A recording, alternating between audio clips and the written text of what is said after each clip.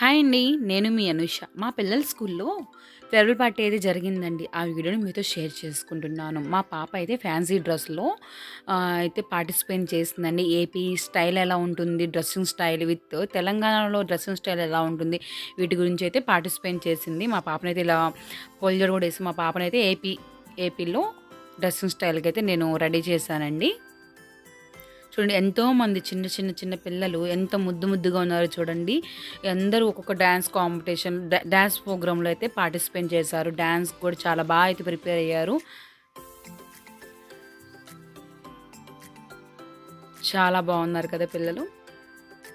With principal madam, sirs, head of sirs అయితే చాలామంది speeches అయితే ఇచ్చారండి. పిల్లల వే ఆఫ్ బిహేవింగ్ ఎలా ఉండాలి, పేరెంట్స్ ఎలా ట్రీట్ చేయాలనేది కూడా చెప్పారండి చాలామంది. ఫోన్స్‌కి పిల్లల్ని అవాయిడ్ చేయమని చెప్తూనే ఉన్నారు. బట్ పిల్లలు ఫోన్స్‌కి అడాప్ట్ అవుతున్నారని కూడా చెప్పారు.